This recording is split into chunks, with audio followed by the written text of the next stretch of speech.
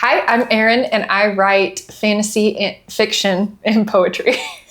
And I'm KR House, and I write fantasy and science fiction. And in this video, we're going to talk about sources of inspiration that aren't books. So what are some other kinds of media that we are inspired by that may kind of influence the projects we work on or just spur us on as writers and people who want to create things? So I believe our first example is, writing characters. That's really akin to things like role-playing games or tabletop games. So we're going to talk about D&D. So Yeah. I know for me, D&D is the only role-playing game I've ever played. Have you played any other ones? Or no? Well, okay, I did once do this one Star Wars one time, but I don't really count that. It's not like I don't remember what it was called. Mm-hmm. But I feel like D&D. Or neither of us have ever been the dungeon master, right? No, you have. I did that once. I'm so sorry. It's okay. It didn't go well. I had fun as a player. I forgot that you did that. It's wow. Okay. It was brief.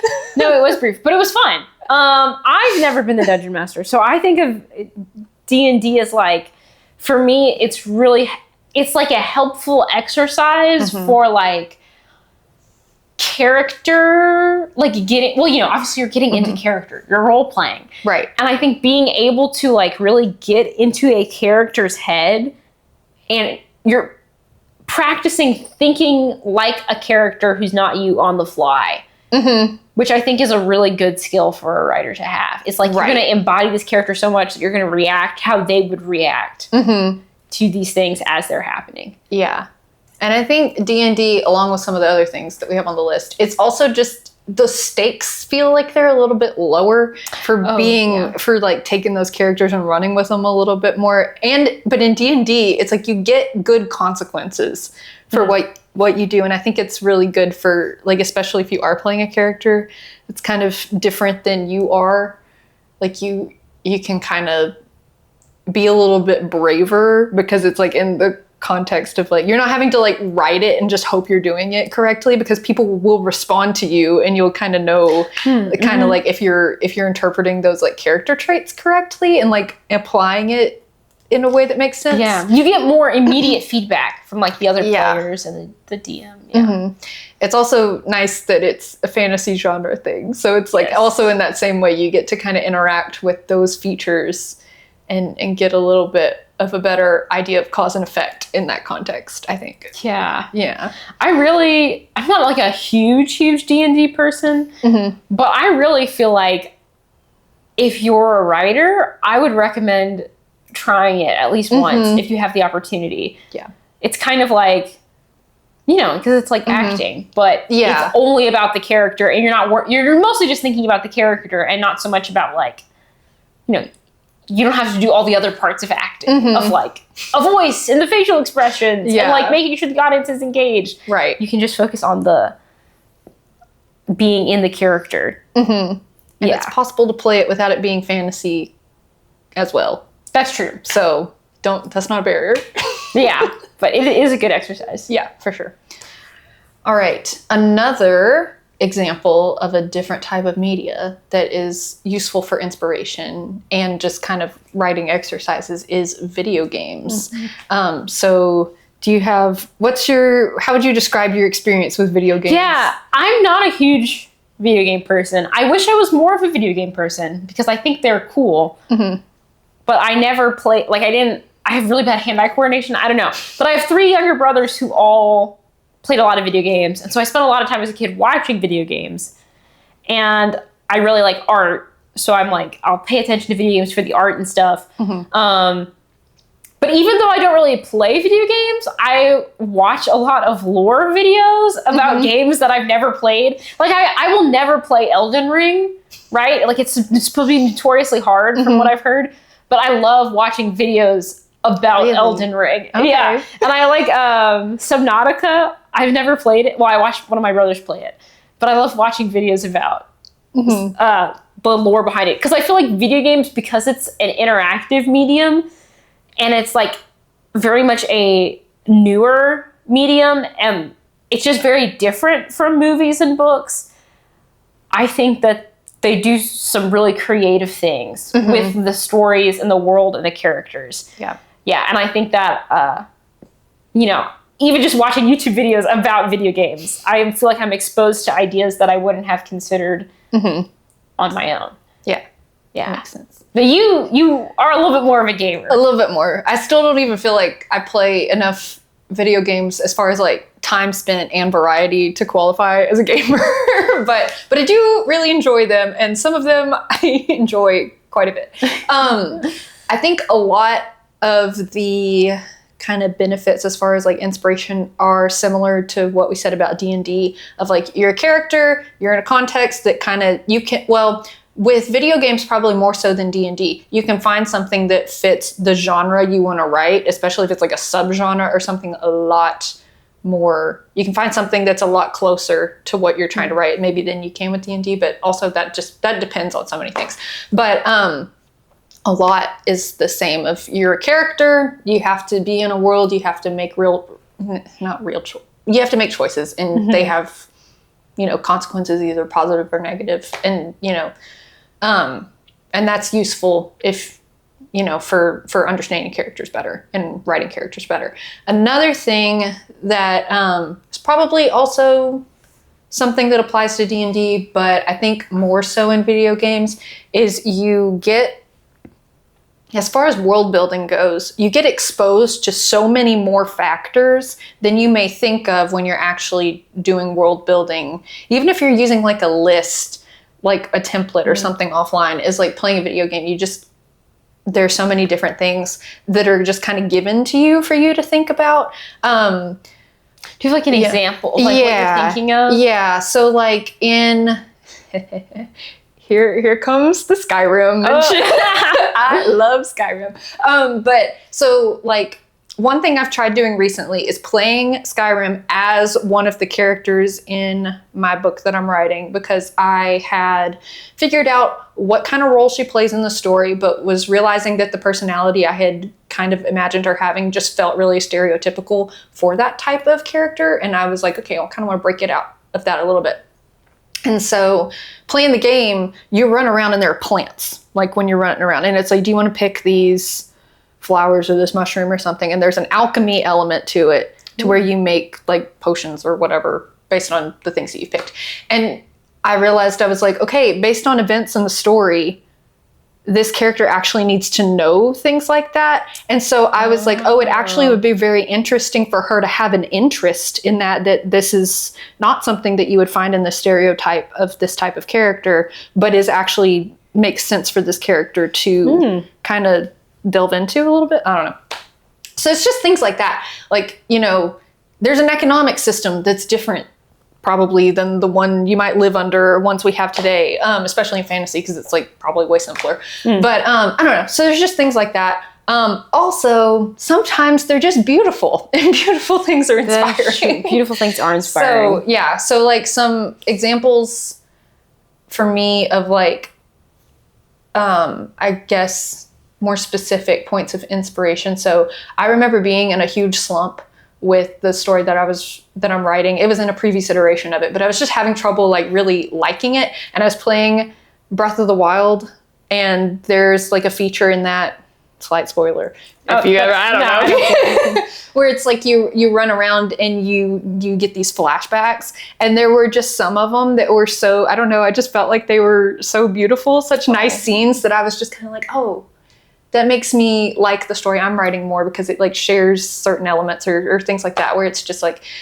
again, I think we talked about this in our like top 5 speculative books, but just of like seeing another piece of art or media where you're just like, oh, I want to create something that gives someone the same feeling or picture that this does. And so I guess I've had a lot of those experiences with like video games, of being like, oh, I really like the vibe of this or whatever, and I want to emulate that somewhere else. That's cool. That makes sense. I feel like I'm more like that for like TV shows.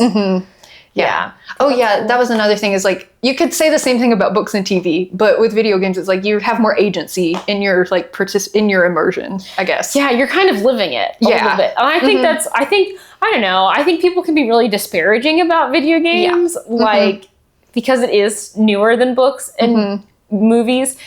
And I'm like, but man, this is why I wish I was more into them. Like, it's like a legit experience. Like, my husband's really into games, and he plays with his friends, and he played with his brother, and it's like they're like forming funny memories and in-jokes and things through this like shared experience. Yes. Like you said, like playing Skyrim, you can like be your character for a moment as you're like picking the plants and stuff. And I think that's cool. I also like, one thing I saw in my notes for this is like, I think it's interesting how video games have influenced writing and books. Like the whole, which we'll talk about in a different video, the whole thing of like hard magic systems, I think really come out of gaming a lot. And like Brandon Sanderson is like really, like he kind of like popularized really hard magic systems, I feel like, or he's like one of the people who did. And I think he's inspired a lot by video games. And I just think it's good for storytellers to be aware of lots of different kinds of stories. Yes. Okay, talking about different medias. Another thing that I think a lot of people get inspiration from is music. So, Erin, how does music inspire your writing? I think a lot of it is really just kind of, does it fit the feel that I want the story to have? A lot of it is kind of just pure inspiration of I don't really know. I don't have a lot of precise thoughts about music. Okay. A lot of it is just like, oh yeah, this would fit the soundtrack for this if this were turned into a movie. So this is useful to listen to, kind of just to help you kind of, I don't know, just be more immersed in your story that doesn't exist yet. Yeah, be in the right headspace. Yeah. As far as like really specific, I think the most specific experience I've had as far as music inspiring something is I have, like, in my current project, I had two characters that I was like, I think it makes sense that they would have a little bit of tension, maybe a little bit of romantic tension. There was a song that I listened to and I was just like, oh, wait a minute, this actually, like, it was very kind of like melancholy, but listening to it, I was like, that kind of captures the tone and some of the tensions that exist between those two characters that just kind of sent me more into like, yes, I will integrate that into the story. But as far as like more specific inspiration, like I don't really experience that very often. But yeah, I think you have probably a lot more to say about that. Maybe not like a ton more to say. Like, I think my experience is pretty similar where it's like, well, I listen to music, like if I have an idea for a story and for like the tone and the feelings, I'll look for music that fits that. But sometimes I get ideas from a song. Like, we've talked about, not in videos, but as friends, we've talked about Lord Huron a lot. Yes. And they have their albums are like story or like narratives, but I have like my own separate narrative for what what story the songs are telling that maybe I'll turn into a book one day. That, you know, it's not a thing that would be recognizable as being related to that music, but like I came up with the idea for it while listening to music. And like I'm a big like daydreamer, so I was gonna say while I'm driving. That sounds dangerous. I am paying attention to the road, but I will, I'll like kind of have a little scene playing to go with the song in the back of my mind. And so I'll definitely let songs like change the tone or create scenes to add. Like originally with my book, The Call of Wind, and that series, I specifically didn't want to write any battle scenes because I was like, I don't know anything about violence. I'm not going to write any battle scenes. And I listened to this one song that like gave me this like image in my mind of like this like sweeping cinematic shot of this army and they're in this thing. And I was like, okay, well maybe... And then I was like, maybe that's what this is missing. Maybe it is missing like an army, and it ended up being a critical part of the story. So yeah, it's kind of like music is one of many things that I let just give me ideas. Yeah, that's cool. Okay, I like good. That. I remember when you watched the music video for Fool for Love by Lord Huron, and you were like, that is not at all yes. what I was thinking of. Yes, I was like, because the first time I listened to the song, I was like, this is what's happening. in right now. I see it all in my mind. Yeah. And then the music video, I was like, that's not what I thought it was. Yeah. But it's okay. Yeah. But they're building a bigger narrative with it. They are. So, and it's like a good narrative. Mm-hmm. It's just funny how it's just one of those things that like you can come up with something totally different. Mm-hmm. Which is good, honestly, because if I was like, oh, I could write a story about this, and it ended up being the exact narrative they were actually trying to tell, then it would just be stealing an idea. Yeah. That's not less great. Yeah. So. For sure. Yeah. I know for me, another thing that I get a lot of inspiration from is like TV shows and movies. Do you feel like you get inspiration from TV shows? You're not a big TV watcher. No, I used to be. I don't think I get a lot of inspiration that is very different than the inspiration I just get from reading. It is useful that there's a visual aid in movies and TV shows. I don't know why I said movies. TV shows. But other than that, I don't really have anything in particular to say about it. I think I told you, I was like, main one is Merlin, just because it's fantasy and it's fun. But all about the fantasy vibes. Yeah, I love TV and movies. But I watch more TV than movies. I used to watch more movies. Now I watch more TV. And I really love anime. Mm-hmm. And I love the visuals of anime. And also I feel like there's a little bit of a different type of storytelling. Mm-hmm. Because for one, it's episodic. And for two, it's from a different country. So like they kind of emphasize different things and like a little bit have different like narrative structures somewhat. Mm-hmm.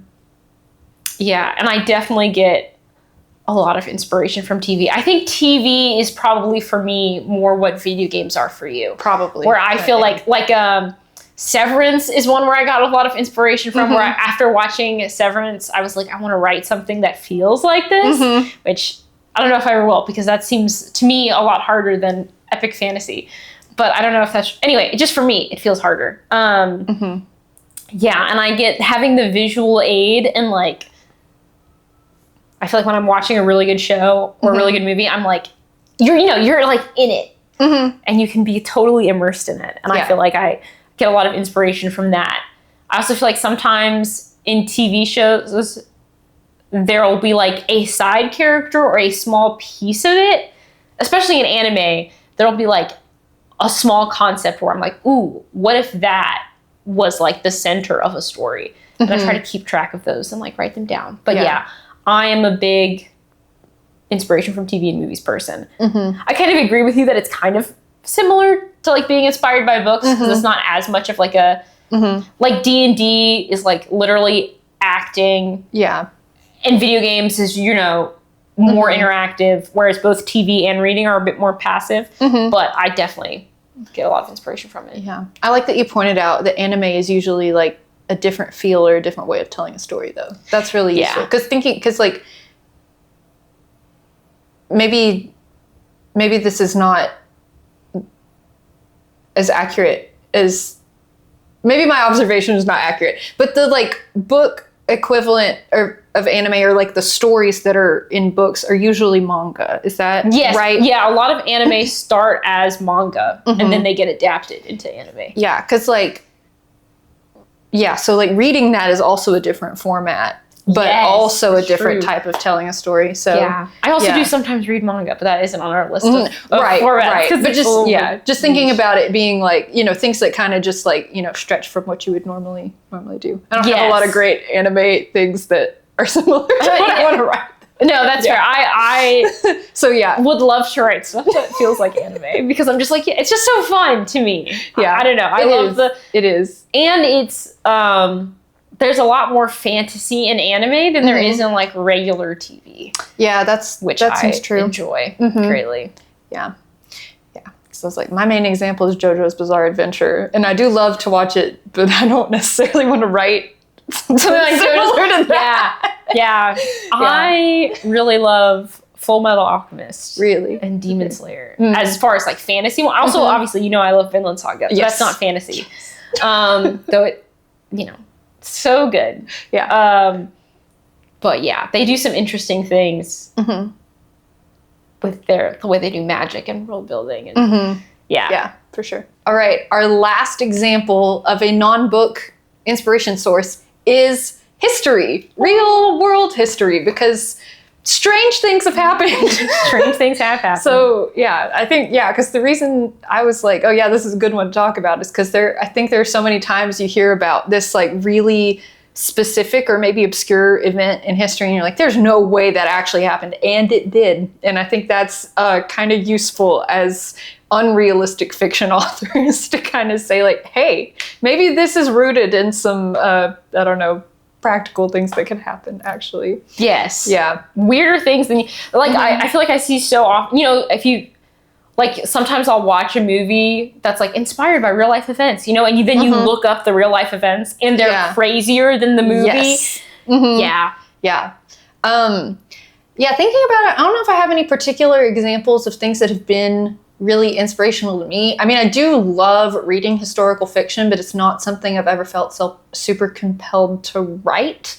I think there are just definitely time periods that, that it's definitely fun to borrow some aspects from those. You kind of have to be careful with that, not to, I don't know, maybe idealize it or something like that. But I don't know. I think it's just kind of interesting also to see what cultures other than our own are like and have been like, even previous iterations of, the, country that we live in. I don't know. Yeah. It's just useful for kind of seeing how things work together in reality. Kind of like we were talking about with D&D a little bit with like characters, but yeah. Yeah, for sure. Yeah, even because I'm not really interested in writing historical fiction either. And I don't really read historical fiction. But Vinland Saga, as I mentioned, has made me want to read more historical fiction. Yeah. Because I think part of the fun of fantasy is like exploring different cultures and like ways of thinking. And history is like the best for that because it's all the different cultures that have existed in real life. Right. And there's also some, like, for me, some like specific historical events that I think are fascinating. Like one is I think Chernobyl. The fact that Chernobyl happened is crazy. Insane. And I found that, like, it's a horrible tragedy, but I found it, there were parts of it, I watched the HBO show, and there were parts of watching that show where I was like, this idea of, like, there being something, basically humanity messing with things they don't fully understand, and like the consequences that can come from that you can easily take into a speculative fiction story. And I also think, like you said, like taking inspiration from different time periods, like fantasy loves to talk about like royalty and like political stuff between royal families, and like if you look at history, like real life examples of that, like they're so messed up and so interesting, and like I wish I knew more about history. I think my writing would be richer if I knew more, and so that's one thing I would like to become more well read with history, because I feel like it makes your world building feel so much more real. Right, for sure.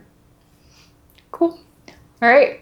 Well, if you have any other examples of non-written media, non-book media, I guess. Yeah, inspiration for novel writing that isn't novels. That's right. Yeah. That's what it boils down to. Feel free to let us know if you have some helpful thoughts about the ones we mentioned, some other ways that you kind of draw inspiration from those, or just some good examples of your favorite things from those categories. Feel free to leave a comment about that. And we would love to hear your thoughts and examples there. All right. We'll see you next time. Bye.